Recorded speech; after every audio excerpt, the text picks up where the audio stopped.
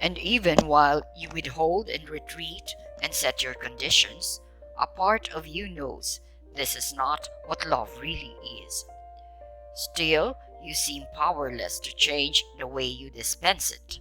You've learned the hard way, you tell yourself, and you'll be damned if you're going to leave yourself vulnerable again. Yet the truth is, you'll be damned if you don't. By your own mistaken thoughts about love do you damn yourself, never to experience it purely.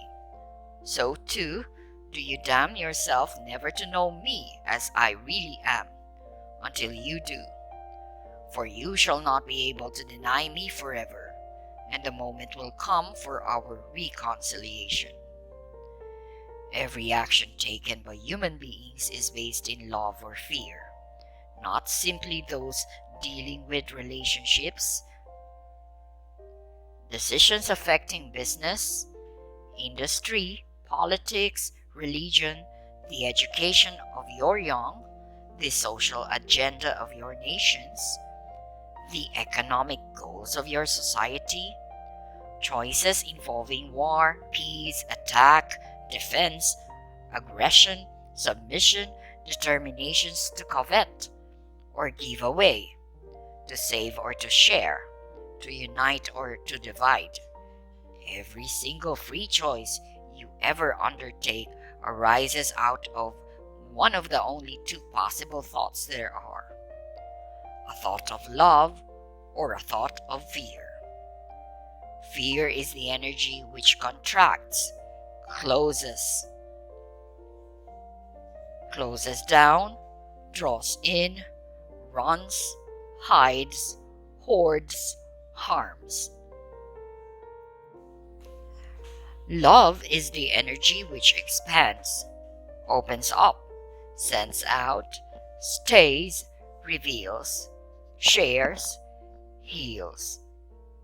Fear wraps our bodies in clothing. Love allows us to stand naked. Fear clings to and clutches all that we have. Love gives all that we have away. Fear holds close, love holds dear. Fear grasps, love lets go. Fear rankles, love soothes.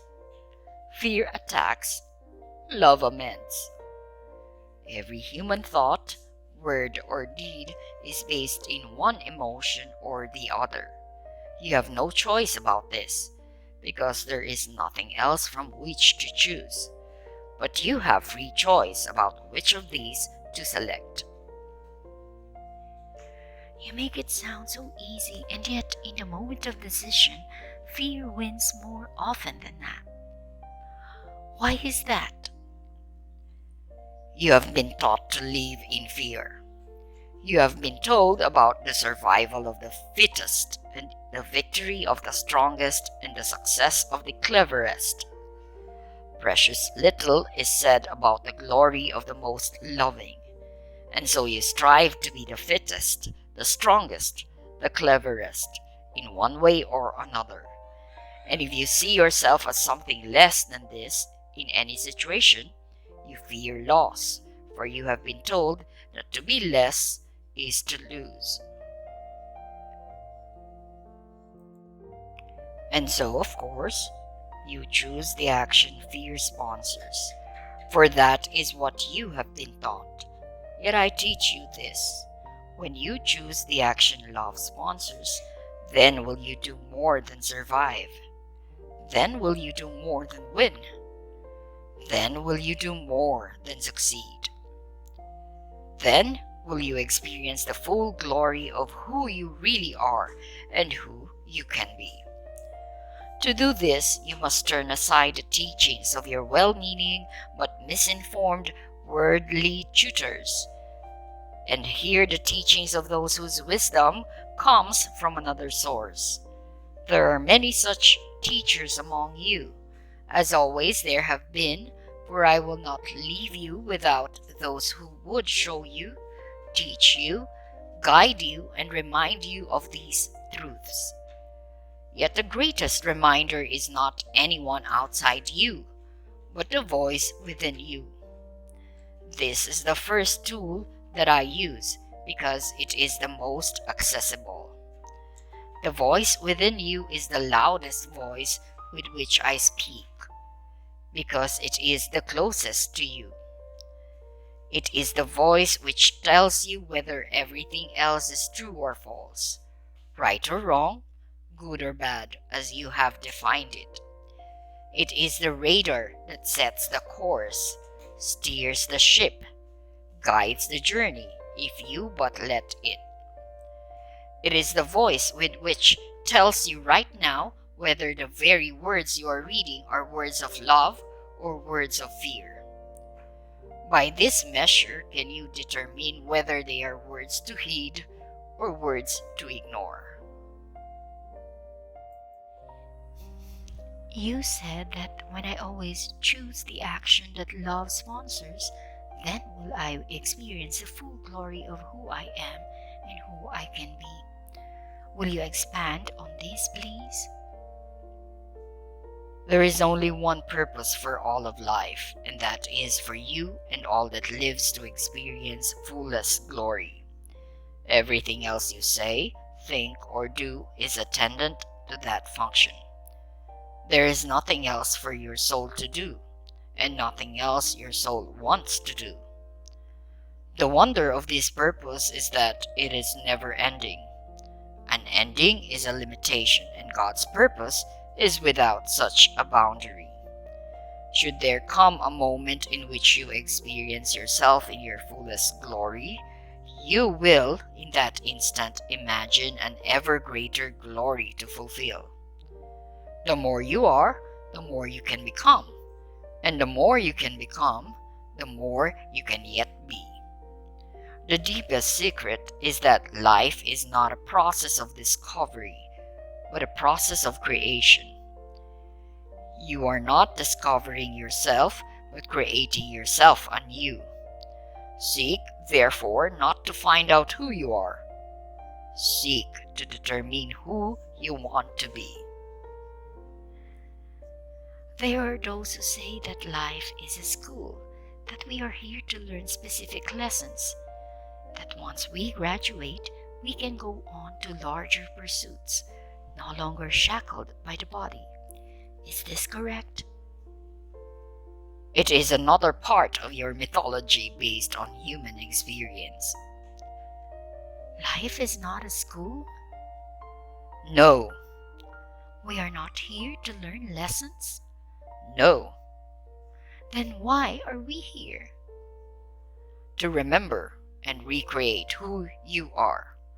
I have told you over and over again, you do not believe me, yet that is well as it should be.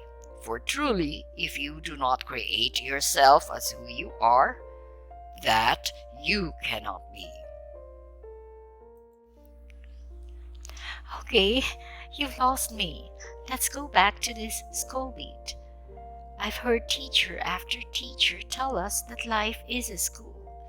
I'm frankly shocked to hear you deny that.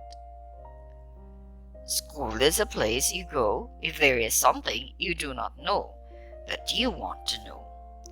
It is not a place you go if you already know a thing and simply want to experience your knowingness. Life, as you call it, is an opportunity for you to know experientially what you already know conceptually. You need learn nothing to do this. You need merely remember what you already know and act on it. I'm not sure I understand. Let's start here. The soul, your soul, knows all there is to know all the time. There's nothing hidden to it, nothing unknown. Yet knowing is not enough. The soul seeks to experience. You can know yourself to be generous, but unless you do something which displays generosity, you have nothing but a concept. You can know yourself to be kind, but unless you do someone a kindness, you have nothing but an idea about yourself. Is it your soul's only desire to turn its grandest concept about itself into its greatest experience. Until concept becomes experience, all there is speculation. I have been speculating about myself for a long time, longer than you and I could collectively remember, longer than the age of this universe, times the age of the universe. You see, then, how young is, how new is my experience of myself. You've lost me again. Your experience of yourself? Yes, let me explain it to you this way. In the beginning, that which is all there was, and there was nothing else. Yet all that is could not know itself, because all that is all there was, and there was nothing else. And so all that is was not. For in the absence of something else, all that is not. This is the great is not, is to which mystics have referred from the beginning of time.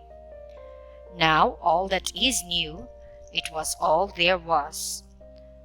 But this was not enough, for it could only know its utter magnificence conceptually, not experientially. Yet the experience of itself is that for which it longed, for it wanted to know what it felt like to be so magnificent. Still it was impossible, because the very term magnificent is a relative term. All that is could not know what it felt like to be magnificent unless that which is not showed up. In the absence of that which is not, that which is not. Do you understand this? I think so. Keep going. All right. The one thing that all that is new is that there was nothing else. And so it could and would never know itself from a reference point outside of itself. Such a point did not exist. Only one reference point existed, and that was the single place within. The is not is, the am not am. Still, the all of everything chose to know itself experientially. This energy, this pure, unseen, unheard, unobserved, and therefore unknown by anyone else energy, chose to experience itself as the utter magnificence it was.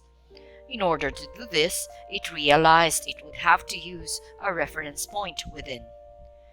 It reasoned quite correctly that any portion of itself would necessarily have to be less than the whole, and that if it thus simply divided itself into portions, each portion, being less than the whole, could look back on the rest of itself and see the magnificence.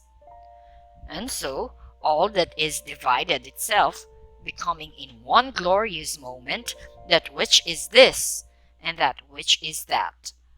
For the first time, this and that existed quite apart from each other. And still, both existed simultaneously, as did all that was neither. Thus, three elements suddenly existed: that which is here, that which is there, and that which is neither here nor there, but which must exist for here and there to exist. It is the nothing which holds the everything. It is the non-space which holds the space. It is the all which holds the parts. Can you understand this? Are you following this? I think I am actually. Believe it or not, you have used such a clear illustration that I think I'm actually understanding this.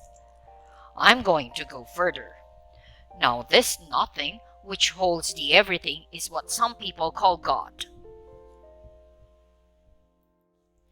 Yet, that is not accurate either, for it suggests that there is something God is not, namely, everything that is not nothing, but I am all things, seen and unseen. For this description of me as the great unseen, the know nothing, or the space between, an essentially Eastern mystical definition of God, is no more accurate than the essentially Western practical description of God as all that is seen. Those who believe that God is all that is and all that is not are those whose understanding is correct. Now, in creating that which is here and that which is there, God made it possible for God to know itself. In the moment of this great explosion from within, God created relativity, the greatest gift God ever gave to itself.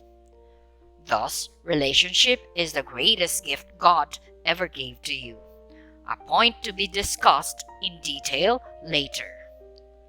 From the know nothing thus sprang the everything, a spiritual event entirely consistent, incidentally, with what your scientists call the Big Bang Theory. As the elements of all raced forth, time was created. For a thing was first here, then it was there, and the period it took to get from here to there was measurable. Just as the parts of itself which are seen began to define themselves relative to each other, so too did the parts which are unseen. God knew that for love to exist and to know itself as pure love, its exact opposite had to exist as well. So God voluntarily created the great polarity, the absolute opposite of love. Everything that love is not, what is now called fear. In the moment fear existed, love could exist as a thing that could be experienced. It is this creation of duality between love and its opposite which humans refer to in their various mythologies as the birth of evil, the fall of Adam, the rebellion of Satan, and so forth. Just as you have chosen to personify pure love as the character you call God, so you have chosen to personify abject fear as the character you call the devil. Some on earth have established rather elaborate mythologies around this event, complete with scenarios of battles and war, angelic soldiers and devilish warriors, the forces of good and evil, of light and dark. This mythology has been mankind's early attempt to understand and tell others in a way they could understand, a cosmic occurrence of which the human soul is deeply aware, but of which the mind can barely conceive. In rendering the universe as a divided version of itself, God produced from pure energy all that now exists, both seen and unseen. In other words, not only was the physical universe thus created, but the metaphysical universe as well. The part of God which forms the second half of the am not, am equation also exploded into an infinite number of units, smaller than the whole. These energy units you would call spirits. In some of your religious mythologies, it is stated that God the Father had many spirit children. This parallel to the human experiences of life, multiplying itself, seems to be the only way the masses could be made to hold in reality the idea of the sudden appearance, the sudden existence of countless spirits in the kingdom of heaven. In this instance, your mythical tales and stories are not so far from ultimate reality, for the endless spirits comprising the totality of me are in a cosmic sense my offspring. My divine purpose in dividing me was to create sufficient parts of me so that I could know myself experientially. There is only one way for the Creator to know itself experientially as a creator, and that is to create. And so I give to each of the other countless parts of me, to all of my spirit children, the same power to create which I have as the whole.